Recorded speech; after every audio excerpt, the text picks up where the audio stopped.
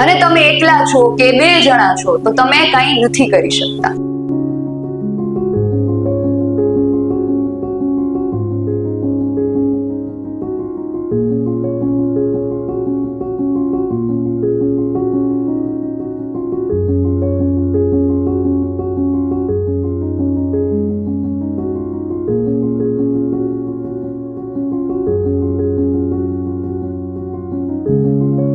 માન મર્યાદા વાળી આપણી સંસ્કૃતિ છે, તો આપણા જ દેશમાં કેમ આવા કિસ્સાઓ બને છે?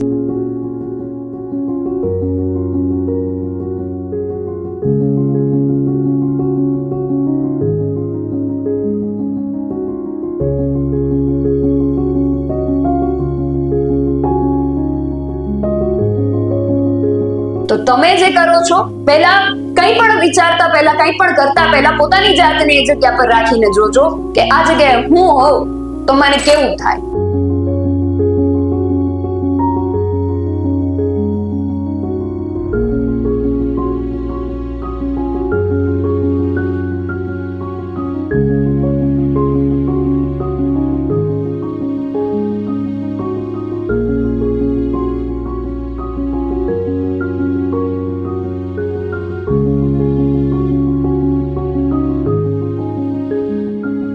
જો તમે શિવ જેવા છો, જો તમે રામ જેવા છો, તો એને બહાર જવામાં બીક નહીં લાગે. તમે રાવણ ન થતા.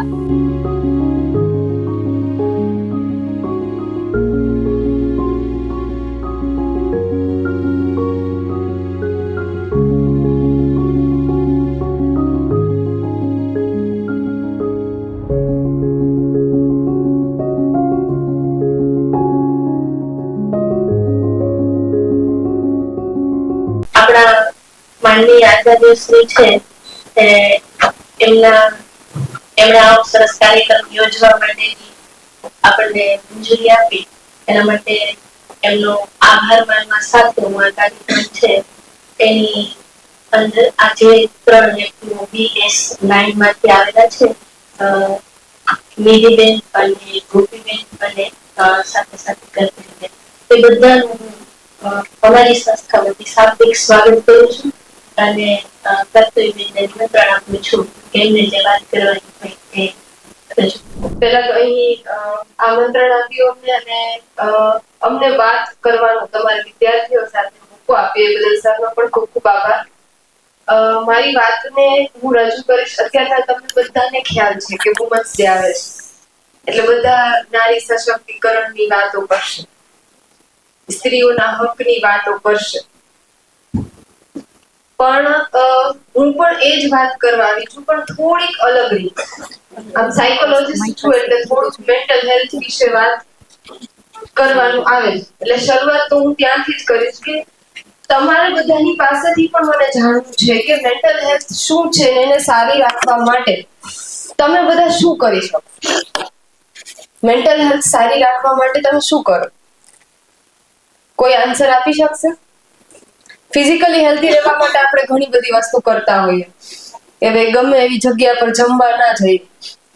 તમને ખબર હોય કે ઉકેળો છે તો એની બાજુમાં પાણીપુરી વાળો કે ઘૂઘરા વાળો હોય ને તો ત્યાં તમે ન જાઓ, 2 શેરી છોડીને જાઓ. કારણ કે ખબર છે કે ત્યાંથી ખાશું તો કદાચ આપણે માંદા પડીશું. તમે એક્સરસાઇઝ કરો, યોગા કરો, તો ફિઝિકલી હેલ્ધી રહેવા માટે આ બધી વસ્તુ તમે કરો છો. મેન્ટલી હેલ્ધી રહેવા માટે તમે શું કરી શકો? કોઈ આન્સર આપી શકશે? Meditation, very good. બીજું કોઈ? પઝલ ગેમ, ઓકે, માઇન્ડને એક્ટિવ રાખવા માટે, વેરી ગુડ. બીજું કોઈ?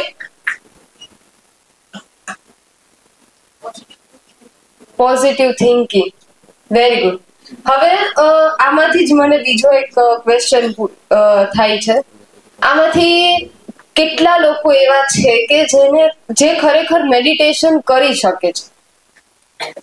80% લોકો મેં એવા જોયા છે. 20%માં કદાચ એવા હશે કે જેને મેડિટેશન કરી શકતા હશે. બાકી 80% તો મેં એવા જોયા છે કે મેડિટેશન કે કોઈ કરાવતું હોય ને તો પણ આંખ બંધ રાખી હોય પછી જરાક ખોલીને જોશે કોની આંખ ખુલી છે. આ જ વસ્તુ મેં જોઈ છે 80% ઉપર. તમે બધાએ પણ જોયું હશે. પોતે આંખ ખોલીને જોવે કે કોની આંખ ખુલી છે, કોણ શું કરે છે. વસ્તુ થાય છે, મેડિટેશન થી મેન્ટલ હેલ્થ સારી થાય એ આપણને ખ્યાલ છે, પણ એ આપણે કરી શકતા નથી. પોઝિટિવ થિંકિંગ છે, તમે લોકો બધાએ લગભગ ફીલ કરી હશે, તમે જે વસ્તુ મગજમાંથી કાઢવાની ટ્રાય કરો ને વધારે યાદ આવે. થાય છે આવું?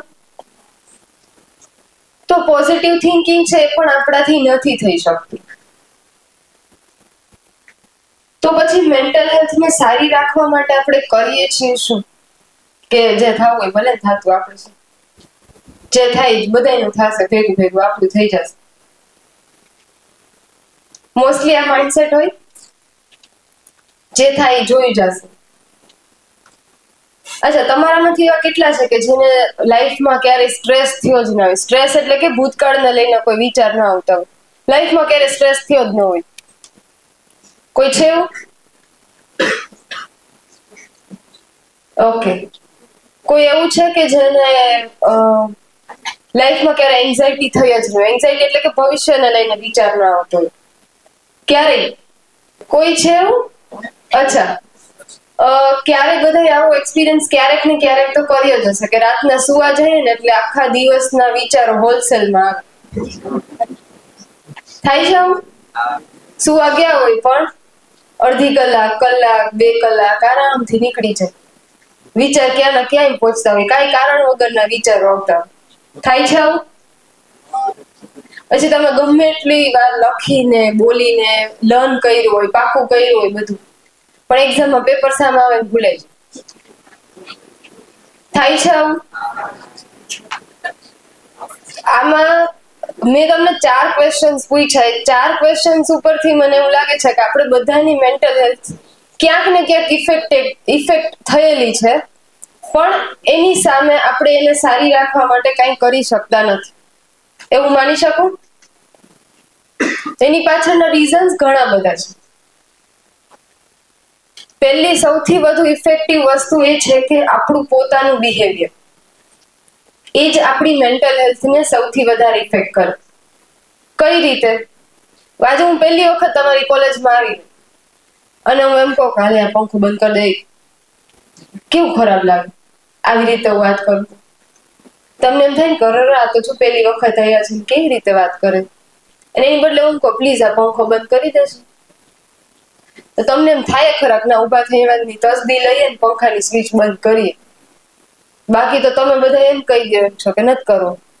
તો આપણું પોતાનું બિહેવિયર છે ને એ જ સૌથી વધારે આપણને ઇફેક્ટ કરે છે. કઈ રીતે? તમે જે રીતે લોકોની સાથે વાતચીત કરશો, વાણી અને વર્તન કરશો, એ જ રીતે સામેવાળા તમારી સાથે કરશે. તમે સારી રીતે શાંતિથી અને વ્યવસ્થિત કોઈની સાથે વાત કરતા હશો તો સામેવાળા તમારી સાથે એવી રીતે કરશે. તમારામાંથી એવા કેટલા છે કે જેમ રિસ્પેક્ટ નથી જોતી? કોણ છે એવા કે આવતા જતા ગમે કાંઈ કહી દે તો ચાલે, આપણે એવું કંઈ નહીં, રિસ્પેક્ટ ના આપો તો ચાલે, એવું આપણે કઈ મનમાં નથી રાખતા? છે કોઈ એવું? હોય તો કેજો, આપણે ઈમાનદારીથી આન્સર આપો. નહીં? તો તમને લોકો રિસ્પેક્ટ ત્યારે આપશે કે જ્યારે તમે બીજાને રિસ્પેક્ટ આપતા હશો, કે તમે લોકોની સાથે સારી રીતે વાત કરતા હશો. પછી કોક આપણી સાથે એવી રીતે આડી અવડી રીતે વાત કરે ને એટલે આપણો મગજ ગરમ થાય. પછી તમારી ભાષામાં કહું ને તો તમે એમ કહો કે ડખો થઈ ગયો. કયો ને આવું ડખો થઈ ગયો. પછી ભાઈબંધ ભેગા આવે, બધા માર ખાવા માટે છો. માર ખાવા માટે પછી ભાઈબંધો ભેગા આવે અને તમારી ટોળા ભેગા કર, એમાં તમારી એકોય મેન્ટલ હેલ્થ સુધરે નહીં. તમારી મેન્ટલ હેલ્થ એમાં બગડે. અને આ વસ્તુ છે ને તમે ખાસ લખીને યાદ રાખી લેજો. બને છોકરીઓને પણ લાગુ પડે છે અને છોકરાઓને પણ લાગુ પડે છે. તમને તમારા માટે અત્યારના સૌથી નજીકની કોઈ વ્યક્તિ હોય તો એ કોણ છે? કે તમારા મિત્રો, કે જેને તમે બધું જ શેર કરી શકો. દરેક વાત છે તમે આરામથી એમને કરી શકો ને એ તમને સમજે. બરાબર?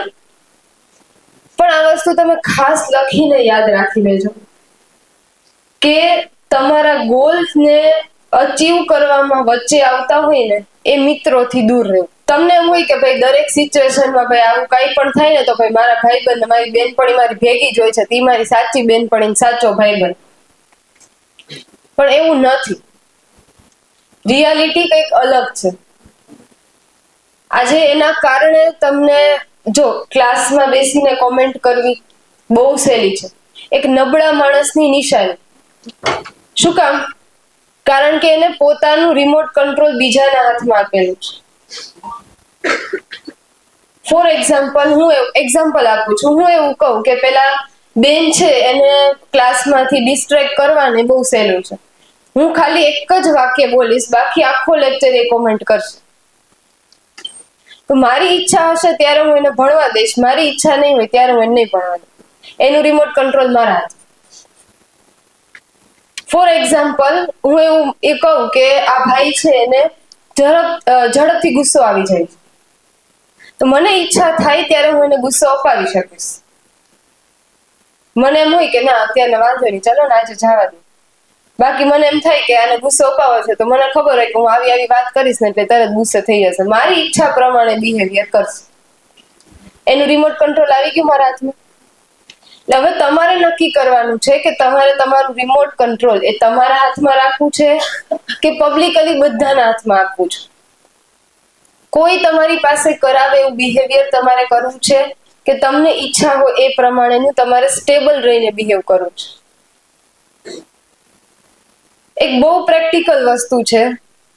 આજથી તમે તમારી લાઈફમાં કદાચ હું એવું જ ઈચ્છા કરું કે બધા પોતાની લાઈફમાં જે ગોલ લઈને અહીંયા આવ્યા છે તમને બધાને તમારો ગોલ મળે ને તમે બહુ સારી રીતે સેટલ થઈ જાઓ બધા પોતાની લાઈફમાં. પણ ક્યારેક એવો ખરાબ સમય આવ્યો તો આમાંથી તમારા કયો ભાઈબંધ કે કઈ બેનપણી એવી છે કે જે દર મહિને તમને ઘર ચલાવવા માટે 30,000 આપી જશે? કોણ આવવાનું છે? તમને એમ થાય કે આ તો મારો સાચો ભાઈબંધ, આ સાચી બેનપણી, બધી સિચ્યુએશનમાં મારો સાથ આપે છે. પણ થોડુંક પ્રેક્ટિકલી વિચારો, દર મહિને 30,000 કોણ આપી જવાનું છે? કોઈ આપવા નહીં આવે. પેલા 2-3 મહિના ચાલશે, પછી કોઈ નહીં આવે, એમ કે મારે મારું ઘર ચલાવવાનું છે. એટલે થોડુંક પ્રેક્ટિકલી વિચારો. આપણા ગોલને અચીવ કરવામાં જે સાથ આપતા હોય ને એની સાથે રહેશો ને તો તમે આગળ વધી શકશો. બાકી જ્યાં છો ત્યાં ને ત્યાં ગોળ ચક્કર ફરે. પછી એમ થશે કે થોડીક મહેનત કરી લીધી હોત ને તો અત્યારે ક્યાંય હોત. ત્યારે ભાઈબંધ યાદ આવે, અરે યાર આને જ બગાડ્યું. ત્યારે બેનપણી યાદ આવશે, આને લીધે ન થયું. તો તમારું બિહેવિયર અને તમારા ઇમોશન્સ એ હંમેશા તમારા કંટ્રોલમાં હોવા જોઈએ. ઇમોશન્સ પણ ખાસ. ક્યારેય કોઈ ઇમોશનમાં આવીને છે ને નિર્ણય નહીં લેવાનો. આ સેન્ટેન્સ હું દરેક જગ્યાએ કહું છું. ઘણા લોકો એના મિરર ઉપર આ સેન્ટેન્સ લખીને લગાડી દે છે. ક્યારેય ટેમ્પરરી ઇમોશનની અંદર પરમેનન્ટ ડિસિઝન નહીં લેવાનું. ટેમ્પરરી ઇમોશનમાં આવીને પરમેનન્ટ ડિસિઝન ક્યારેય ન લેવું. બહુ ખુશ હોય ને ત્યારે કોઈ નિર્ણય નહીં લેવાનો. બહુ દુઃખી હોય ને ત્યારે નહીં લેવાનું. ડરમાં હોય ને ત્યારે નહીં લેવાનું. બહુ ગુસ્સામાં હોય ત્યારે નહીં લેવાનું. તમે જ્યારે તમારા કંટ્રોલમાં હોય ને ત્યારે કોઈ નિર્ણય લ્યો ને તો તમને તકલીફ ઓછી પડે. એટલે આ વસ્તુ ખાસ યાદ રાખજો. ટેમ્પરરી ઇમોશનમાં ક્યારેય કોઈ પરમેનન્ટ ડિસિઝન નહીં લેવાનું. મોટા ભાગે નિર્ણયો શેમાંથી લેવાતા હોય તો કે ગુસ્સા, મને આમ કેમ કીધું. ઈગો તો એટલો હર્ટ થઈ જાય ને કે બાપ રે વાત જાવ આટલીક વાત. હું તમને બધાને એમ પૂછું, તમે નો ડાઉટ તમે બધા અત્યારે બહુ જ વ્યવસ્થિત છો, પણ આપણે એમાં હું આવી જાઉં. આપણી પાસે એવું તો કયું અચીવમેન્ટ છે કે આપણને કોઈ કઈ કહી જ ન શકવા જોઈએ, આપણે ખોટા હોય ને તોય છે કઈ એવું તમારી પાસે હોય તો તમે હાથ ઉપર કરીને કહી શકો છો. તમે ખોટા હોય તોય તમને કોઈ કઈ કહી ના શકવું જોઈએ કે સારી વાત છે, શિખામણ તમને ન આપી શકવા જોઈએ. એવું અચીવમેન્ટ છે બધા પાસે કોઈ. તો પછી આપણને કોઈ કઈ કહે તો આપણો ઈગો કેમ હર્ટ થઈ જાય નાની કમથી વાતની. અભિમાન અને સ્વાભિમાન એ બંને વચ્ચે બહુ નાનો એવો ડિફરન્સ છે. આજે મારી પાસે કંઈક છે અને હું એના માટે કંઈક સારું ફીલ કરું છું ને તો એ ગર્વ છે, સ્વાભિમાન છે. મારી પાસે નથી તો હું ફીલ કરું તો એ અભિમાન છે. આ બંને વચ્ચેનો ડિફરન્સ રાખો હંમેશા. કૃષ્ણ ભગવાને 100 ગાળ ખાધી, તો આપણે તો માણસ છે, એની કમ્પેરિઝનમાં આપણે તો કેટલી ડિઝર્વ કરતા હશું, વિચાર તો કરો. તો આ બધી વસ્તુ હું તમને અત્યારના પ્રાઇમરી એટલે કહું છું કે એ તમારી મેન્ટલ હેલ્થને ડે ટુ ડે લાઈફમાં ઇફેક્ટ કરે છે, આ બધી જ નાની નાની વસ્તુ. એટલા માટે મારે આને વિશે પહેલા ચર્ચા કરવી. અભિમાન અને સ્વાભિમાન આ બંને વસ્તુને ખાસ સમજવા જેવી છે. બીજું, અત્યારના આપણે બધા વુમન્સ ડે આવે છે તેના વિશે આપણે વાત કરીએ છીએ. તો અત્યારના હું ગર્લ્સને ખાલી એક ક્વેશ્ચન પૂછવા માંગુ છું કે અત્યારની જે છોકરીઓ છે એ કઈ રીતે રહેવા માંગે છે ને એને કઈ રીતે રાખવા માંગે છે. તમે બધાને કઈ રીતે રહેવું છે અને તમે બધાને કઈ રીતે રાખવામાં આવે છે, કોઈ કહી શકશો મને? આ બંને વચ્ચે ઘણો ડિફરન્સ છે અને આ ડિફરન્સને લીધે જ પ્રોબ્લેમ્સ ઊભી થાય છે. કહી શકશે મને કોઈ? ઇવન તમે લોકો બોયઝ પણ આન્સર આપી શકો કે અત્યારની ગર્લ્સને કઈ રીતે રહેવું છે ને એને કઈ રીતે રાખવામાં આવે છે. કોઈને પણ આન્સર ખબર હોય આપી શકે. ગર્લ્સને જેટલી ફ્રીડમ જોઈએ છે એટલી એને આપવામાં આવતી નથી. બીજું કોઈ? ગર્લ્સને ઓવર ફ્રીડમ છે એટલે ફ્રીડમ એના પેરેન્ટ્સ આપે છે પણ એને ઓવર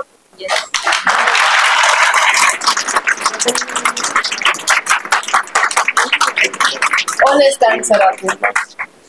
ગર્લ્સને ફ્રીડમ જોઈએ છે પણ કઈ પ્રકારની એ દરેક ફિમેલની ડેફિનેશન અલગ છે. જેન્ડર ઇક્વાલિટી એ વસ્તુ અલગ છે અને જેન્ડર ડિફરન્સ છે ને એ વસ્તુ અલગ છે. કુદરતી રીતે સ્ત્રી અને પુરુષ બંનેની રચના ભગવાને અલગ અલગ કરેલી છે. ઇમોશનલી, સાયકોલોજીકલી સ્ત્રીઓ જેટલી કેપેબલ છે, સ્ટ્રોંગ છે ને એટલા મેલ નથી. આ રિયાલિટી છે. અને ફિઝિકલી મેલ જેટલા મેલની પાસે જેટલી સ્ટ્રેન્થ છે એટલી ફિમેલ પાસે નથી. આ રિયાલિટી છે. આજે તમે બે છોકરીઓ રસ્તા પર ચાલીને જતી હોય, એક હટ્ટો છોકરો આવીને બેયના ખૂણામાં હાથ પકડીને નાખી લે. આ ફેક્ટ છે. અને તમે બે છોકરીઓ ભેગી હશે ને તો ઓલાનું કાંઈ નહીં બગાડી શકો. તમે એમ કે અમને રાત્રે અમને એકલું જવાની છૂટ આપો, પણ તમે દરેક પરિસ્થિતિ સામે લડવા માટે પેલા એટલા કેપેબલ બની જાઓ કે તમને કોઈ ના નહીં પાડે. પણ પેલા તમારે એવું બનવું પડશે. તમે એમ કે જેન્ડર ઇક્વાલિટી, પણ એના માટે તમારે પેલા એટલું ઇક્વલ બનવું પડશે. કારણ કે કુદરતી રીતે, કુદરતની વિરુદ્ધ તમે ચાલવા જાવ ને એટલે તમે પાછા જ પડો. કુદરતી રીતે એ ડિફરન્સ બનાવેલો છે. સામે એવી જ રીતે ઇમોશનલી છે, સાયકોલોજીકલી છે, છોકરીઓ વધારે સ્ટ્રોંગ છે. તમે જોજો ઘરમાં તમે બધા આ વસ્તુ ઓબ્ઝર્વ કરી હશે કે ઘરમાં કઈક પ્રસંગ કે આવે ને તો વ્યવહાર સાચવવાનું બધી વસ્તુ ને એમાં મમ્મીને જ વધારે ખબર પડતી. પપ્પા એમ કે તું તારી રીતે કરી લે ને. એ બધી વસ્તુનું નોલેજ છે સ્ત્રીઓમાં કુદરતી રીતે વધારે છે. તો બંને વચ્ચે બંનેને અલગ અલગ વસ્તુમાં સ્ટ્રેન્થ આપેલી છે ભગવાન. એવું નથી કહેતી કે એ જે બોર્ડર છે એની અંદર જ રહેવાનું, એ ફ્રેમની અંદર જ રહેવાનું, એવું નથી. તમે એની બહાર નીકળી શકો. પેલા એવું કહેતા કે ભાઈ ડ્રાઇવિંગ ને છે તો છોકરીનું કામ નહીં. હજી એવું કે છે છોકરીઓ નીકળે ને તો છોકરા એમ કે આનાથી આ કરે, જો ભાઈ આનું ડ્રાઇવિંગ નો ભરોસો ન થાય કે છે ને આવું બધું. શું કામ? એની પાછળ પણ સાયકોલોજી છે. સ્ત્રી અને પુરુષની મગજની રચના જેવી કરેલી છે કે પ્રેક્ટિકલ અપ્રોચ છે ને એ પુરુષોમાં વધારે હોય અને ઇમોશનલ અપ્રોચ છે સ્ત્રીઓમાં વધારે હોય. બંનેમાં પ્રેક્ટિકલ અને ઇમોશનલ અપ્રોચ હોય જ છે, પણ એનું પ્રમાણ વધારે ઓછું હોય. તો અમુક એવી સિચ્યુએશન આવે કે ભાઈ ચારે બાજુથી વાહન આવે છે ને પાછળથી બે હોર્ન મારે છે ને સામેથી રોંગ સાઈડમાં આવે છે, તેવી સિચ્યુએશનમાં ઘણી વખત સ્ત્રીઓ ગભરાઈ જાય કે હવે શું કરો, એટલે બે હાથે બ્રેક મારી પગ નીચે થાય છે.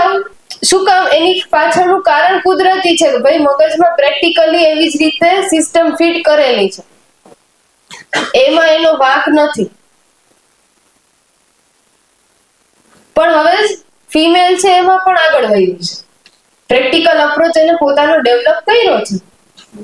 તો કેટલી સારી રીતે આરામથી કોઈનું ઘણી બધી એવી લેડીઝને મેં જોઈ છે કે ભાઈ વર્ષોથી ચલાવતો એક એક્સિડન્ટ પણ નથી હોય, કર્યું ન હોય, કરાયું ન હોય, બે વસ્તુ હોય પાછી.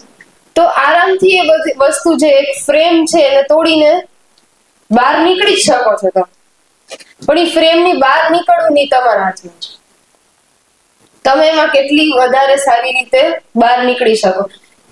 સ્ત્રીઓ માટે, પુરુષો માટે હોય, પણ આજે આપણે ખાસ ફિમેલને આપણે મહત્વ આપવું છે મારે, કે એના માટે એક ફ્રેમ બનાવેલી હોય કે ફિમેલ છે ને આવી હોય, એક આમ જજમેન્ટ હોય, લિસ્ટ હોય કે ભાઈ આવી જશે. હવે એ ફ્રેમને તોડવી નહીં આપણા હાથમાં છે. બધા એમ કે છોકરીઓ એટલે ઇમોશનલ જ હોય, બહુ ઇમોશનલ હોય, બાપરે. તો એ વસ્તુને તમે જાતે જ એ ફ્રેમને તોડી શકશો. તમે તમારા વિચારોમાં, તમારા બિહેવિયરમાં પ્રેક્ટિકલ અપ્રોચ લઈ આવો. કોઈ ઇમોશનલી તમને બ્લેમ કરીને કે ઇમોશનલી તમને બ્લેકમેલ કરીને તમે એ લોકોની વાતમાં નહીં લઈ આવી શકો. ફિમેલને પોતાની વાતમાં લેવી એટલે બધા શું કરે? ઇમોશનલી અપ્રોચ કરે. સ્ત્રીઓને પોતાની વાતમાં લેવી તો શું કરે? ઇમોશનલી અપ્રોચ કરે. અમારે ઘણી છોકરીઓ આવતી હોય એમ કે યાર એ પણ ઈ તો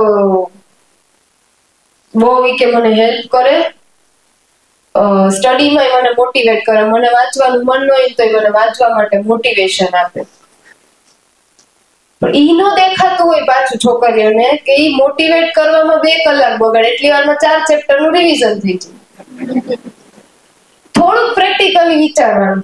ફ્રેમની જો બહાર નીકળવું હોય તો, ફ્રેમની અંદર રહેવું હોય તો મને કાંઈ વાંધો નથી, તમારે નક્કી કરવાનું. પ્રેક્ટિકલી વિચારશો તો તમે એ ફ્રેમની બહાર નીકળી શકશો. હું એવું નથી કહેતી તમે ઇમોશન લેસ થઈ જાઓ કે ટોટલી પ્રેક્ટિકલ બની જાઓ, પણ કઈ જગ્યાએ કેટલી વસ્તુનો ઉપયોગ કરવો એ તમારે નક્કી કરવું પડે. તો આ જેન્ડર ઇક્વાલિટી, જેન્ડર ડિફરન્સ, છોકરીઓને અત્યારના તમને લોકોને એવું લાગે પણ અત્યારના પણ કેટલા બધા રૂલ્સ રેગ્યુલેશન તમે જુઓ. મોટા ભાગના રીત રિવાજો છે ફોલો કોને વધારે કરવાનું થાય? ગર્લ્સ થાય છે. તો તમને બધાની ક્વેશ્ચન થતો છે ને ભાઈ શું કામ અમે શું કામ આવું કરી, અમે જ શું કામ આવું કરી? થાય છે. કઈ કઈ બાબતમાં થાય છે કહી શકશો મને?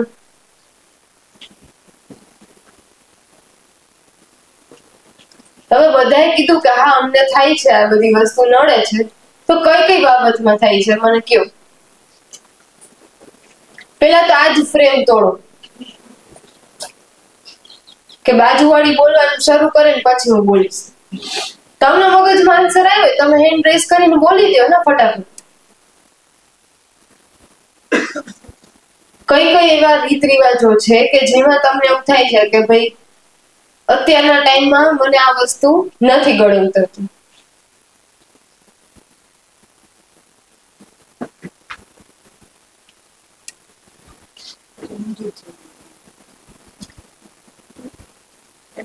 ટૂંકમાં તમને લોકોને કઈ કોઈ રીત રિવાજ નડતા નથી એવું માની લો.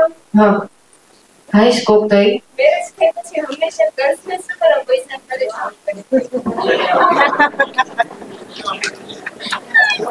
ઓકે. બીજું કોઈ?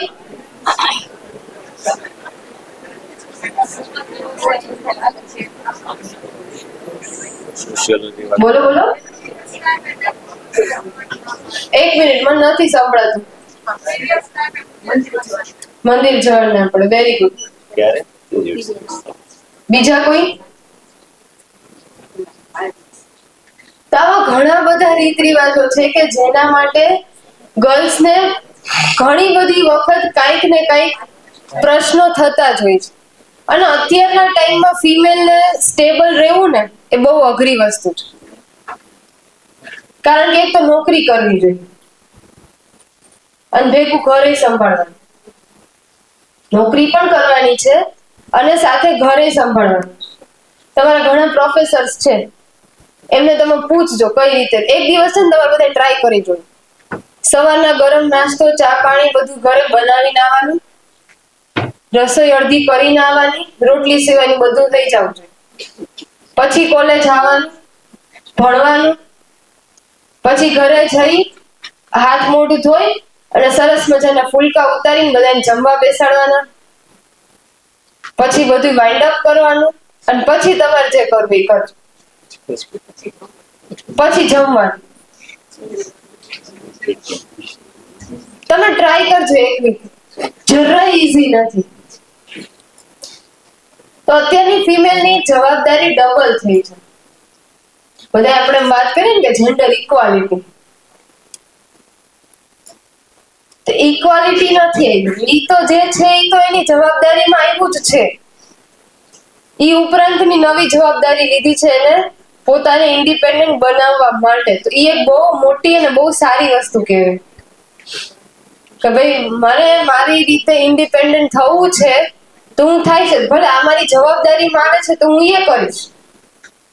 જવાબદારીમાંથી આપણે હાથ ઊંચા કરી, જો ઇન્ડિપેન્ડન્ટ થવો એનો મતલબ એ નથી કે આ બધી જવાબદારીમાંથી આપણે હાથ ઊંચા કરીને નીકળી જાય. ઈ બે વસ્તુનું બેલેન્સ રાખતા આવડવું જોઈએ. હું જોબ કરું છું એટલે હું ઘરનું કઈ નહીં કરું એવું ન ચાલે. તમારી જવાબદારીમાં આવે છે તે તમારે કરવું પડશે. સેમ છોકરાઓને પણ એ વસ્તુ લાગુ પડે. ભાઈ તમારી પાસે કદાચ ઓપ્શન છે કે તમે અમુક કે ભાઈ તમને એમ હોય કે મારે બહુ થાકી ગઈ છું તો એકાદ વર્ષમાં નોકરી નથી કરવી. આ લોકો પાસે એવો ઓપ્શન નથી. ઘરે બેસી નહીં શકે. એને ઈચ્છા હોય કે ના હોય એને બહાર જઈને જોબ કરવી જ પડશે. આટલા અમુક અમાઉન્ટ છે એ એટલા પૈસા કમાવીને ઘરે લઈ આવવા જ પડશે. એ લોકો પાસે એવો ઓપ્શન નથી. એ લોકોની જવાબદારી છે. એના કરતા ઘણા એમ્પ્લોય એવા હોય છે કે જેને ગમતું જ ના હોય આ જગ્યાએ કામ કરવું, પણ પૈસા મળે છે એટલે પરાણે દરરોજ મન મારીને પોતાનું કામ કરતા હોય. શું કામ? ઘર ચલાવવું, ઘરની જવાબદારી છે. તો સામે છોકરાઓની પાસે એટલી જ જવાબદારી છે, એવું નથી કે નથી. એક સાથે બે જોબ કરતા હોય, પાર્ટ ટાઈમ જોબ કરતા હોય, ઓનલાઈન ઘણી બધી વસ્તુ કરતા હોય. તો સામે છોકરીઓની પાસે એટલી જવાબદારી છે. પણ એની સામે એક આપણે ત્યાં છે ને કહેવત છે, સ્ત્રી જ સ્ત્રીની દુશ્મન. કહેવત સાંભળીએ છો તમે બધાએ. તો આ જે કહેવત છે ને એને તમારે બધાએ જ, દરેક ફિમેલની જવાબદારી છે કે તમારે જ બધાએ આને ખોટી પાડવાનું છે. તમે બધાએ જોયું હશે કઈ કામ કરતા મમ્મી શીખડાવતા હોય ને એટલે મમ્મી એમ કે સરખું શીખી લે નહીં તો સાસરે જઈશ. ધ્યાનથી સાંભળો જેવું. સરખું શીખી લે નહીં તો સાસરે જઈશ ને તો તારી સાસુ એમ કહેશે કે તારી મમ્મીએ તને કાંઈ શીખડાવ્યું નથી. બરાબર સાંભળ્યું છે આવું બધું? તમે સાંભળ્યું છે? બધી છોકરીઓ સાંભળ્યું, ગેરંટી. આ વસ્તુ તમારે નથી કરવાની. આજે તમારી પાસે કોઈ ફિમેલ આવે છે ને તો તમારે એને સમજવાની છે. તમારી પાસે આજે કોઈ ફિમેલ આવે છે તો તમારે એને સમજવાની છે. પહેલા તો સાંભળવાની છે, પછી એને સમજવાની છે. આ સ્ત્રી જ સ્ત્રીની દુશ્મન એ કહેવતને આપણે જ દૂર કરવાની છે. તમે લોકો માનશો આજની તારીખે ભારતની અંદર દર 3જી મિનિટે વાયોલન્સનો કેસ એ દાખલ થાય છે ફિમેલની અગેન્સ્ટ. દર 3જી મિનિટે. એટલે આપણને એમ લાગતું કે અત્યારના તો હવે એવું બધું નથી થતું ને આને તેમ, પણ એવું નથી. ઘરમાં ને ઘરમાંય થાય છે, ઘરની બહાર થાય છે, દરેક જગ્યાએ થાય છે. મેલ કરતા ફિમેલની સેલેરી છે એમાં 23% નો ડિફરન્સ છે. સેલેરીમાં ડિફરન્સ. ફિમેલ સ્ટાફ છે તેને સેલેરી ઓછી આપવામાં આવે છે. મોસ્ટલી તમે લોકો જોયે છે ફિમેલ ને કે ભાઈ ના ઝડપથી ન પાડી શકે, કામે વધારે કરાવી લે. પાછું સેલેરી ઓછી આપે, કામે આટલું તો તમે એટલું કરી શકો એમ છો, તમે કેપેબલ છો, તમારી પર મને પૂરો વિશ્વાસ છે કે આ તમે જ કરી શકશો એમ કરીને કામે વધારે કરાવી લે પાછું, અને સેલેરી ઓછી આપે. આ વસ્તુમાંથી અત્યારના તમે નથી પણ આગળ જતા ફેસ કરવાની થશે જ.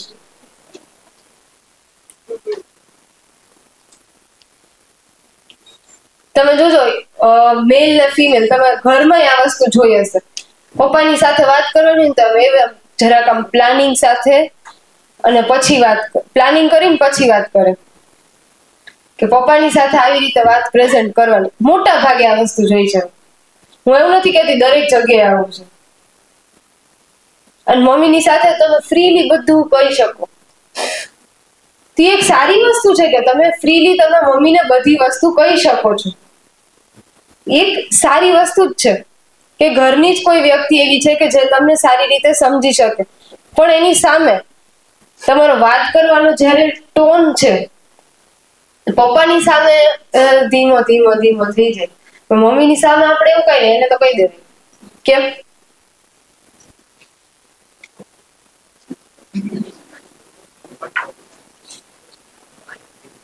રિસ્પેક્ટ આપશો ને તો રિસ્પેક્ટ તમારા માટે રહેશે. બાકી તમે સામેવાળા નહીં આપો ને તો સામેવાળાની એના મનમાં તમારા માટે રિસ્પેક્ટ નહીં જ આવે. કદાચ મમ્મી ગરમ ગરમ આવીને સર્વ કર્યું છે તો એક થેન્ક યુ કહી દે તો એના માટે એમ થઈ જાય કે વાહ. તો પેલા સૌથી પહેલી વખત તમારે તમારા ઘરથી આ શરૂઆત કરવાની જરૂર છે. તમે વિચારો તમારી બેન છે, તમારા મધર છે, એને કોઈ રિસ્પેક્ટ થી ન બોલાવે તો કેવો મગજ છે? જાય કે ન જાય? એ બધી છોકરી હોય કે છોકરો હોય, જાય છે કે નથી જતું? રિસ્પેક્ટ થી ન બોલાવે, ઊંચા ટોનમાં વાત કરે, ગમશે તમને? કોણ એવા છે જેને ચાલશે? તો પછી આપણે એ વસ્તુની શરૂઆત આપણાથી કરવી પડશે કે નહીં? આજથી આપણે બીજી એમ્પાવરમેન્ટની વાતો નથી કરવી કે ભાઈ એના જે ક્ષેત્રમાં આગળ વધવું છે એને વધવા દો, એને ભણવા દો. એ બધી વસ્તુ તમને ખબર જ છે. આપણે નાની શરૂઆત છે ને પેલા પોતાની જાતથી કરી. જેટલી પણ વાત મેં તમને આજે કહી હતી, પેલા આજે નાની નાની બધી બાબતો છે એની શરૂઆત કરી. પેલાના ટાઈમના રિવાજો અલગ હતા, હવેના અલગ છે. અત્યારના ટાઈમમાં એવી રીતે રહેવું પોસિબલ નથી થતું. તો હું એવું નથી કહેતી કે તમે આંદોલન કરવા બેસી જાઓ. અમુક વસ્તુ ગળે ઉતારવી જરૂરી છે, કારણ કે એની પાછળ પણ ઘણા લોજિક છે. જેમ હમણાં બેને કીધું કે મંદિરે ન જવાય, તેની પાછળ પણ કંઈક સાયન્સ છે. તમે સર્ચ કરજો શું કામ ન જવાય. તમે અછૂત છો કે ખરાબ છે એવું માનીને નથી જવા દેતા એવું નથી. એની પાછળનું સાયન્સ છે. મંદિરમાં હાઈ પોઝિટિવ એનર્જી હોય અને એ ટાઈમ દરમિયાન આપણું બોડી એટલું કેપેબલ ન હોય કે એ એનર્જીને આપણે ઝીલી શકીએ, એટલા માટે ના પાડે છે. એટલે એવું નથી કે આપણે બધી જગ્યાએ આંદોલન કરવા નીકળી જાય, પણ અમુક વસ્તુ એવી છે કે જે ખોટી છે. એના માટે તમારે શાંતિથી બેસીને વાત કરવાની છે કે ભાઈ આવી આવી બાબતો છે એ અમારે અત્યારના સમયમાં પોસિબલ નથી. જેમ અત્યારના આપણે કહીએ કે બધી જવાબદારી મૂકીને સાધના કરવા બેસી જાય, સંત થઈ જાય, સંન્યાસ લઈ લે, એ બહુ સહેલી વસ્તુ છે. બધું મૂકી જવાબદારીમાંથી હાથ ઉપર કરીને ઝાડ નીચે જઈને બેસી જાવ ને બહુ સહેલી વસ્તુ છે. પણ તમે આખા દિવસના થાકીને ઘરે જતા હોય, સિગ્નલમાં તડકો એકદમ ઉનાળાનો હોય, જૂન જુલાઈમાં, બાજુમાંથી સિટી બસ વાળાના ધુમાડા મોટા ઉપર આવતા હોય, પાછળથી મોટેથી હોર્ન મારતા હોય, આ બાજુ કોઈ પાનની પિચકારી મારતી હોય, અને તમને ઘરેથી ફોન આવે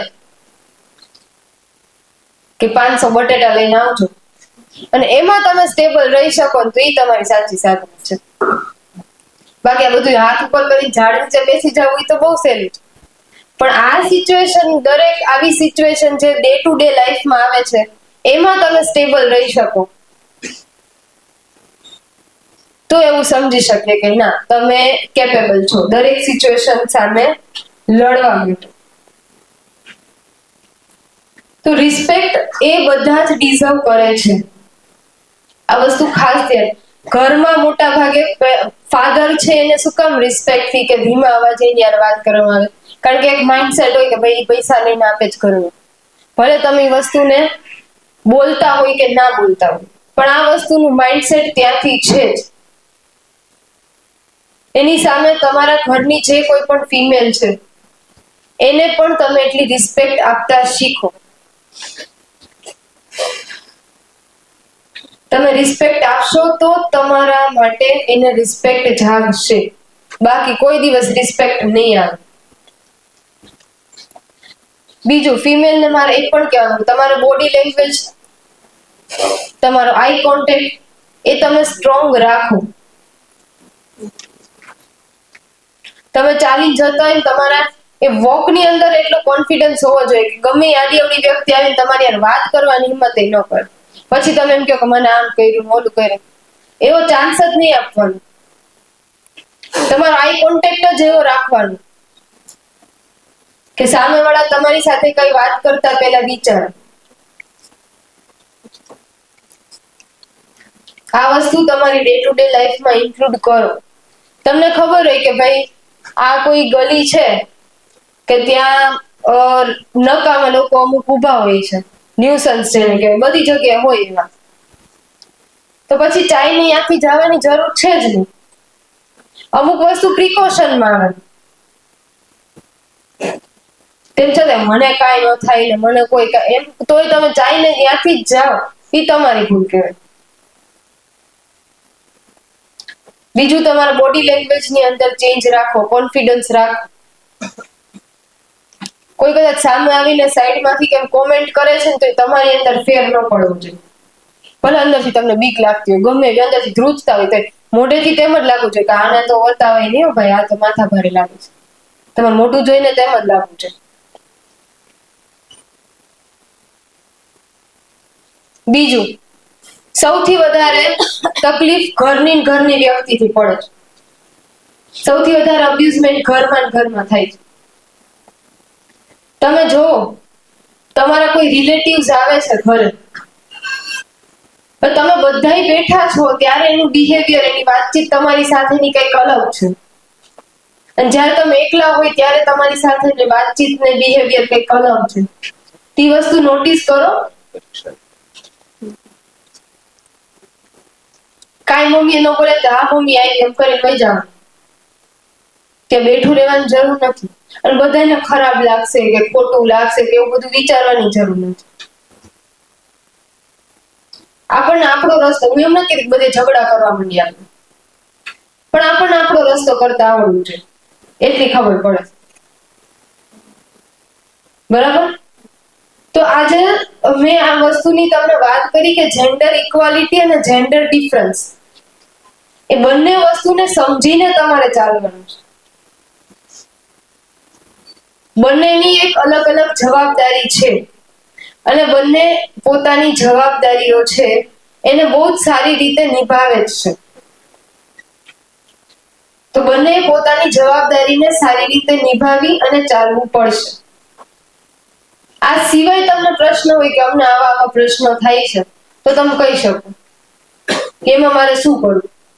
કોઈને છે ક્વેશ્ચન? કોઈને પણ? ઓકે.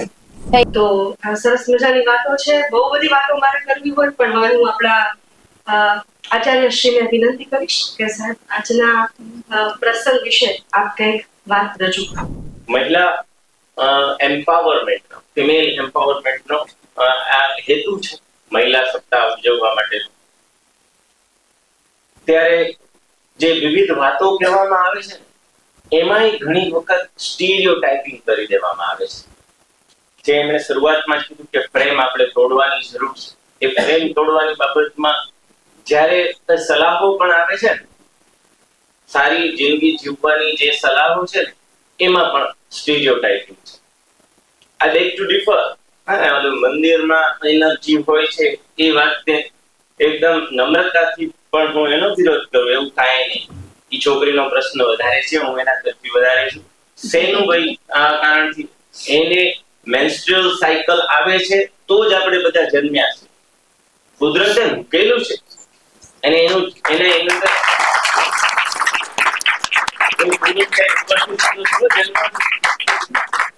એટલે એના નામે પણ જે સામંતશાહી વ્યવસ્થાઓ છે એ સારી રીતે ગોઠવીને દબાવવાના આ રીત છે. નહીં, આવા કપડા તારે પહેરવા, આ સમય રાત્રે 2 વાગે દુબઈમાં તમે ફરી શકો છો. આપણા ઘરમાં જ લોકો બોલે કે 2 વાગે દુબઈમાં બહુ સરસ રીતે આપણે ફરીએ છીએ. તો તમારી દીકરીઓ નથી ફરતી તો તમારા માટે શરમની વાત છે. તો એ ન ફરી શકે એટલે 2 વાગે નહીં જવાનું, 7 વાગ્યા પહેલા ઘરે આવી જવાનું. આ બધા નિયમો આપણે બનાવીએ છીએ, નો ડાઉટ જરૂરી છે, અનિવાર્ય છે, પણ એ ખોટા છે એ માનવાનું ભેગા એ ખોટા પણ છે. તમારી બોડી લેંગ્વેજ સારી હોવી જોઈએ એ વાત નહીં. નો મીન્સ નો. એ જગ્યા છે ને, હવે આ બાજુની ફિલ્ડને એક કહી દઉં કે આ પહેલાની હું કોલેજમાં હતો ને ત્યારે આવા કાર્યક્રમો થાય, એમાં માત્ર સ્ત્રીઓ સાથે સ્ત્રી સ્ટુડન્ટ સાથે વાતચીત કરી હતી. એમાંથી એક છોકરી બોલી હતી, એ રિએક્શન મને યાદ રહી ગયું છે. એ તમને લોકોને કહું, એ 2 રીતની ચાવી છે કે તમારે શું ન કરવું અને આમ ન કરવાથી કેટલો ફાયદો છે. 2 વસ્તુ તમને એ છોકરી બોલી, બીજું કાંઈ નહીં સર, આ પાછળથી કોમેન્ટ કરે છે ને ત્યારે મને એમ થાય કે ખિસ્સામાં જો બંદૂક હોત ને ત્યાં ઉડાડે. આપણા માટે 2 વસ્તુ છે જાણવા માટે, જે તમારાથી થોડોક મોટો છું ઉંમર માટે, મારા માટે એ સમય વીતી ગયો છે, પણ તમને એટલે કોમેન્ટ ના કરે, પહેલો પોઈન્ટ. અને કોમેન્ટ ન કરવાથી ચાન્સ છે કે તમને તમારું ગોલ છે એ પ્રાપ્ત થાય. તો આ રીતે આપણે એને આગળ વધીએ. સાયન્ટિફિક ટેમ્પરામેન્ટ છે એ સાયન્ટિફિક હોવો એ આપણી ગોલ છે, સરકારોનો ગોલ છે, આપણે પણ હોવો જોઈએ એ ગોલ છે. તો એની એક નાનકડી વાત કહીને આ લોકોને અહીંયા હાજર છે, સ્ટેજ પર બેઠેલા છે, એનાથી જ જે ખુશી છે હું તમને કહી દઉં કે તમે લોકો પણ અહીંયા હો એવી આપણે જોઈને એટલે એક રોલ મોડેલ તરીકે તમારી સામે મૂકી દીધા છે. સાયન્ટિફિક ટેમ્પરની હું વાત કરું તો માણસમાં, દરેક માણસમાં, પુરુષ હોય કે સ્ત્રી, એના જનીનથી નક્કી થાય છે કે પુરુષ થશે કે સ્ત્રી થશે. આ જનીનો કયા તો કે 23 જોડ, 46 સંખ્યા, 23 જોડમાંથી 22 જોડ એકદમ સરખી, 23મી જોડ એમાં પણ 50% ભાગ એકદમ સરખો, 22 જોડ 23મી જોડનું પણ 50%. હવે જે એક જનીન એટલે 46 જનીનોમાંથી એક 46નો જ ભાગ, 46 જનીન સરખા. 46માં જનીનમાં એકમાં x ને એકમાં y છે. x અને y આપણે કહીએ એવા કઈ ABCD માં લખાય છે એવા x અને y નથી, એના ડિઝાઇન જુદી જુદી છે, પણ એને સમજી શકીએ ઓલમોસ્ટ x જેવું છે, ઓલમોસ્ટ y જેવું છે, એમ એને ઓળખવા માટે ડોક્ટરોએ નક્કી કર્યું કે આને x અને y. એમાં x માં તમે જો એને ખરેખર આ 4 કટકા જોઈ શકો ચોકડીમાં તો 4 ટુકડા છે, y માં 3 ટુકડા છે. બસ આ એક ટુકડો ઓછો વધુ છે એટલા માટે પુરુષ અથવા સ્ત્રી છે. એટલે કોઈ બહુ મોટો ફેરફાર આપણામાં નથી. ધારો કે આપણામાંની 10-12% સ્ત્રીઓ છે એ ટ્રક ડ્રાઇવિંગ કરે, તેમાં કઈ નવાઈ પામવા જેવું નથી. પણ આજે કોઈ નીકળે ટ્રક લઈને કોઈ સ્ત્રી તો આપણે નવાઈ પામીશું, પણ ખરેખર નથી, કારણ કે એમાં કઈ શારીરિક તાકાતની જરૂર નથી. કઈ જે પુરુષ છે તો ટ્રક ઉપાડીને ચલાવે છે. તો ટ્રિગર પોઈન્ટ એટલે કીધું ને, પ્રશ્ન કર્યો કે ખાસ છોકરીઓ જાય છોકરાના ઘરે, પણ ટ્રિગર પોઈન્ટ આ જ છે કે એક સામાજિક વ્યવસ્થા આપણે બનાવેલી છે કે આ ઉંમરે આ માણસો લગ્ન કરશે, બાળકો કરશે, કોઈ વ્યવસાય કરશે, પછી બુઢા થઈને એના બાળકોને ટ્યુશનમાં મૂકવા જશે. આ વ્યવસ્થાઓ આપણે કરી. આ જાણે કે આ ડિઝાઇનમાં હું જીવી રહ્યો છું, મારી સાથે કેટલાક છે એ જીવે. એક કોમ્પ્યુટર પ્રોગ્રામ બનેલો છે જાણે કે મનુષ્યો માટે. અને હજી આપણે ભવિષ્ય જોઈ રહ્યા છીએ કે આ જે યુવા પેઢી બેઠી છે લગભગ 70-80% એ જ પ્રોગ્રામ જીવશે. અને દરેક માણસમાં અલગ પોટેન્શિયલ છે, એક માણસમાં અલગ પોટેન્શિયલ છે. એને બદલે બધાને આપણે કહીશું તમે આ પ્રોગ્રામમાં જીવો. માઇક્રોસોફ્ટ નો જે કહેવાતું એનું 10મું વર્ઝન, 11મું વર્ઝન, એમાં જીવન તમે પોતાના અલગ રસ્તાઓ શોધી શકો. તો એ આવા સ્ટીરિયોટાઇપિંગ જ્યાં જ્યાં આપણે તોડીએ, યુરોપની હું વાત કરતો તો યુરોપમાં 50% યુથ એવું છે જે મેરેજ કરતું નથી. તો એ કઈ આપણાથી વધારે દુઃખી છે એવું નથી. જો દુબઈમાં સિક્યોરિટી આપી શકાતી હોય તો અહીંયા સિક્યોરિટી આપવી જોઈએ. મહિલાઓનું રોજગારીમાં પાર્ટિસિપેશન વધે તો અને તો જ કોઈ દેશ કે સમાજ વિકાસ કરી શકે. હવે એના માટે પુરુષોએ જે કરવું જોઈએ એ કરવું જોઈએ. એ લોકો રોજગારીમાં આવી શકે એના માટે એને મદદ કરવી જોઈએ. સ્ટાર્ટિંગ ક્યાંથી કરશું? કોમેન્ટ નહીં કરીએ ત્યાં. Thank you. અને હવે હું નિધિને વિનંતી કરીશ, નિધિ ગઢવી એ પોતાની વાત રજૂ કરે છે. નિધિ ગઢવી. વિમેન્સ ડે ની વાત છે. મેડમે પરિચય લગભગ આપી દીધો છે કે અમારી ચેનલ છે BSIN TV ન્યૂઝ, અને આગામી 8 તારીખે જે વિમેન્સ ડે આવે છે અમે એના અનુસંધાને એક વિમેન્સ વીક ઉજવીએ છીએ. વિમેન્સ ડે ઉજવાતો હોય છે, વિમેન્સ વીક ઉજવાતો હોય છે. ભાઈઓ પણ આપણી સાથે બેઠા છે, થોડા નિંદરમાં, થોડા ડિસઅગ્રી જે વાતો થાય છે. વિમેન્સ વીક ઉજવાય છે, વિમેન્સ ડે ઉજવાય છે, એની સાથે થોડા સહમત, થોડા અસહમત, એવી રીતે ભાઈઓ પણ બેઠા છે. ભાઈઓની સહમતિ આ જે કાર્યક્રમ થયો એમાં સવિશેષ મને એક જગ્યાએ દેખાણ. અહીંયાથી એક કોઈ બેને જવાબ આપ્યો કે દીકરીઓને ફ્રીડમ જોઈએ છે જે એને નથી મળતી. તો ત્યારે માહોલ શાંત હતો. પછી ફરીથી બીજા એક બેન ઊભા થયા અને એમણે કીધી કે દીકરીઓને ઓવર ફ્રીડમ જોઈએ છે.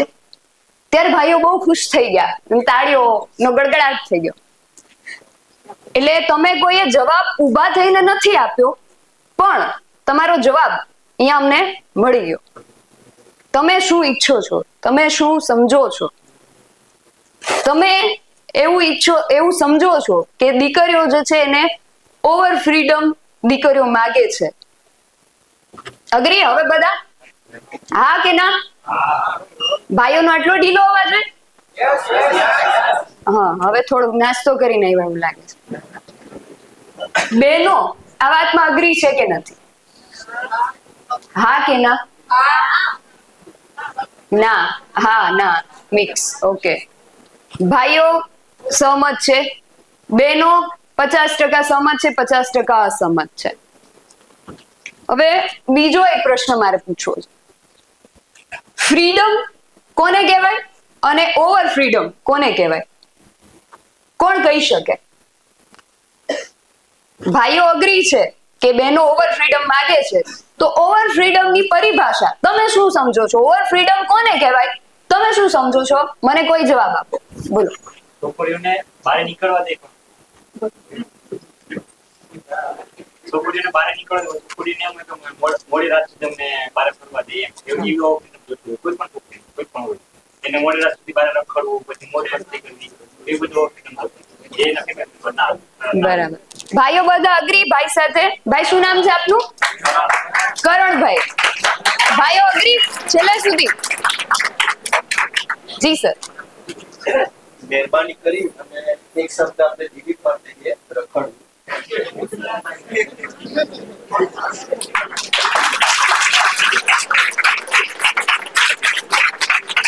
એક ડિબેટ જેવો માહોલ સર્જાઈ રહ્યો છે.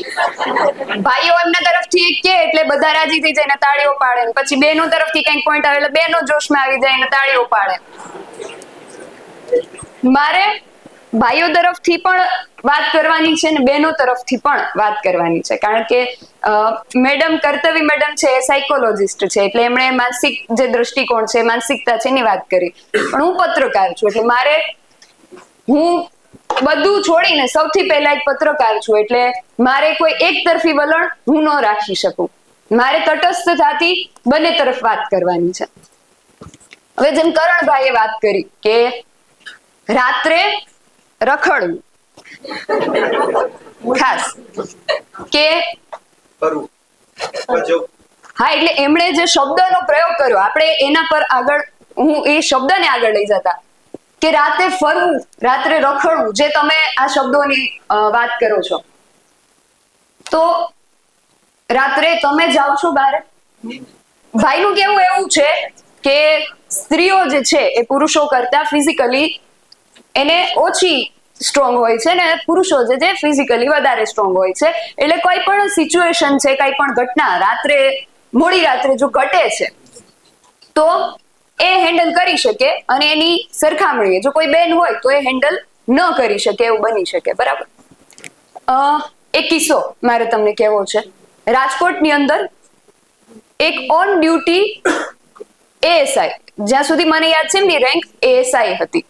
હવે તમારા કરતા તો એ કદાચ વધારે ફિઝિકલી સ્ટ્રોંગ હશે ને, કારણ કે એ પોલીસ ખાતામાં છે ને, પોલીસ ખાતામાં ફિઝિકલ ફિટનેસ વધારે જરૂરી છે, એટલે તમારા ને મારા કરતા એ વધારે ફિઝિકલ ફિટ હશે. એ ભાઈ રાત્રે પોતાની ડ્યુટી પૂરી કરીને પોતાના ઘરે જતા હતા, અને ઘરે જતી વખતે રસ્તામાં, જેને આપણે, તમે સમાચારમાં અવારનવાર સાંભળતા હોય, જેને આવારા તત્વો આપણે કહીએ છીએ, આવા આવારા તત્વોનું એક ટોળું એમની સાથે, એમને કંઈક વાત થઈ, વાતમાંથી વિવાદ થયો, અને વિવાદમાં પછી એ આવારા તત્વોએ એમની હત્યા કરી નાખી. તો જે ફિઝિકલ ફિટનેસની આપણે વાત કરી, ફિઝિકલી સ્ટ્રોંગ ભાઈઓ વધારે હોય છે, તો તમારી સામે તમે એકલા છો ને તમારી સામે 5-7 લોકોનું ટોળું છે, 5-7 લોકો કદાચ હથિયારો સાથે છે, તો ત્યાં તમે પણ કંઈ નથી કરી શકતા. એક્સેપ્ટ કરો છો બેનો, ભાઈઓ આ વાત એક્સેપ્ટ કરે છે કે તમારી સામે 5-7 લોકોનું જો ટોળું છે અને તમે એકલા છો કે 2 જણા છો, તો તમે કંઈ નથી કરી શકતા. તો હવે આ વસ્તુને અટકાવી કઈ રીતે શકાય? બહેનોને ઘરે રહેવાનું ને ભાઈઓને રાત્રે ઘરે રહેવાનું, 10 વાગે ઘરે પહોંચી જવાનું, આવો નિયમ?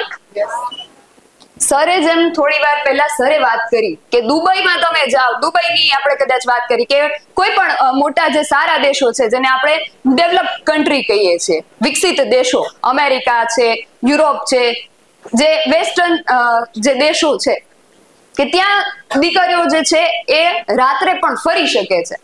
અને અહીંયા રાત્રે જો દીકરી બહાર નીકળે છે તો તમને એની ચિંતા થાય છે, તમારી બહેનોની, તમારા ઘરના જેટલા સ્ત્રી સભ્યો છે એની તમને ચિંતા થાય છે કે કંઈક થશે તો. એ ચિંતાનું કારણ શું? તમે જોરથી બોલો ને તો મને સંભળાશે, હું થોડીક બેરી છું એટલે. આવારા તત્વો, એ આવારા તત્વો કોણ છે? આપણામાંથી જ હોય.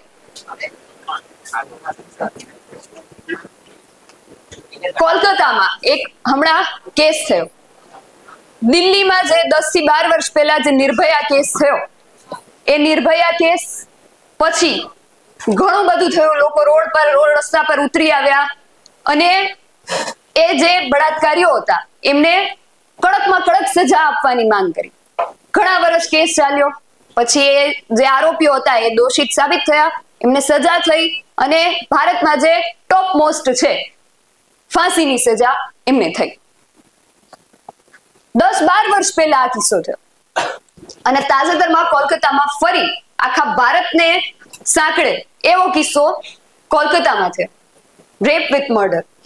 એનો આરોપી પકડાયો, એણે પહેલું વાક્ય શું કીધું ખબર છે કોઈને? કોઈને ખ્યાલ છે? એણે એવું કીધું કે હા, મેં બળાત્કાર કર્યો છે, મને ફાંસી આપી દો. એ કોલકાતા રેપ વિથ મર્ડર કેસના જે આરોપી હતો તેણે એવું કીધું કે મને ફાંસી આપી દો, કારણ કે એણે જે કર્યું છે એને કોઈ અફસોસ નથી, એને કોઈ પસ્તાવો નથી. તો દીકરીઓને 10 વાગે કે પહેલા ઘરે પહોંચી જવું, બારે ન ફરવું, આ સોલ્યુશન નથી. સોલ્યુશન શું છે? પુરુષોની માનસિકતા બદલવી. ભાઈઓ સહમત છો કે નથી? હા કે ના? ઢીલો અવાજ. બહેનો? તમારાથી વધારે અવાજ આવે છે. થોડાક ઓછા સહમત છો એવું છે? કેટલા ટકા? 100%. તો આ બદલાવ કેવી રીતે આવશે? ક્યાંથી આવશે? જો તમને તમારી બહેનો દીકરીઓની ચિંતા શું કામ છે? કારણ કે તમને એવું છે કે બારે જશે ત્યાં બારે એવા આવારા તત્વો બેઠા છે કે મારી બેન દીકરી સાથે કંઈક ખોટું કરશે. પણ જો તમને એટલી કોન્ફિડન્સ હોય, એટલો આત્મવિશ્વાસ હોય કે મારી બેન ગમે ત્યાં જાય છે, પરંતુ મારો દેશ, મારું રાજ્ય, મારું શહેર એવું છે કે જ્યાં સારા માણસો રહે છે, આપણે ભારતીય સંસ્કૃતિની, ભારતીય સભ્યતાની બારે બહુ મોટી મોટી વાતો કરીએ છીએ. આપણે એ જ સંસ્કૃતિને, એ જ સભ્યતામાંથી, એમાં જ આપણે જન્મ લીધો છે, એમાં જ આપણો ઉછેર થયો છે, ને એમાં જ આપણે સરે જેમ કીધું એમ કે ગુજરી જવાના છે. માન મર્યાદા વાળી આપણી સંસ્કૃતિ છે, તો આપણા જ દેશમાં કેમ આવા કિસ્સાઓ બને છે? એના ઉપર વિચાર કરવાની જરૂર છે, માનસિકતા બદલવાની જરૂર છે. ઘણા બધા પોઈન્ટ્સ કર્તવ્યબેને તો ઓલરેડી વાત કરી જ છે કે સ્ત્રી પુરુષ સમાનતાની જે વાત કરી, અને જેન્ડર ઇક્વાલિટી અને જેન્ડર ડિફરન્સ.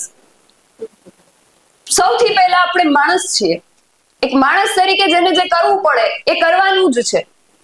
અને જ્યાં તફાવત છે, એ તફાવતને પણ, જે કુદરતે તફાવત આપ્યો છે, એ તફાવતને પણ સાથે લઈને તો ચાલવાનું જ છે. વધારે સમય નહીં લઉં. જેન્ડર ઇક્વાલિટી ને જેન્ડર ડિફરન્સ, અભિમાન અને સ્વાભિમાન, પછી એક જે શબ્દ છે ખૂબ અત્યારે પ્રચલિત છે, મેલ ઈગો. મેલ ઈગો હર્ટ થઈ જાય. એવો ઈગો તમે શું છો? કર્તવ્યબેને વાત કરી કે તમે શું છો તો તમે એવો ઈગો રાખો છો. સ્વાભિમાન અલગ વસ્તુ છે ને અભિમાન અલગ વસ્તુ છે. એના પર વિચાર કરો, અને સમાજની માનસિકતા બદલશે તો સ્ત્રી પુરુષ ની જે સમાનતાની ને બધી જે આપણે વાતો કરીએ છીએ એ આવી શકે. સરે કમેન્ટની વાત કરી. તમે એવું ઈચ્છો છો કે તમારી બહેનો દીકરીઓ એ બહાર નીકળે ત્યારે એની સાથે કંઈ ખોટું ન થાય, કોઈ એને કંઈ ન કે, એવું તમે લોકો જો ઈચ્છો છો, તો કોકની બેન દીકરી જે છે એને તમે જે કહો છો, તમે જે બોલો છો, તમે જે નીકળે છે ને કમેન્ટ પાસ કરો છો, એ તમારી પાસેથી એને પણ અપેક્ષિત નથી. તો તમે જે કરો છો, પહેલા કંઈ પણ વિચારતા પહેલા, કંઈ પણ કરતા પહેલા પોતાની જાતને એ જગ્યા પર રાખીને જોજો કે આ જગ્યાએ હું હોઉં તો મને કેવું થાય. એટલે તમારા દરેક પ્રશ્નોનું સમાધાન થઈ જશે. આ વાત પર વિચાર કરજો. સામાજિક જે માનસિકતા છે એને બદલવાનું, દીકરા દીકરીઓની વાત, કામ કરવાની, બારે જઈને કામ કરવાની વાત, કે અહીંયા જેટલો પણ ફિમેલ સ્ટાફ છે એ લોકો અહીંયા આવે છે, નોકરી કરે છે, છૂટી અને ઘરે જાય. ઘરે જઈને ઘરના કામ, રસોઈ કરવાની, ઘરના જે કઈ રૂટીન કામ છે, કચરા પોતા, વાસણ, કપડા, ઘણું બધું ઝીણું ઝીણું છે એ કરતા હોય. પણ ભાઈઓ જે છે એમને પૂછું કે ઘરે જઈને તમે શું કરો છો, તો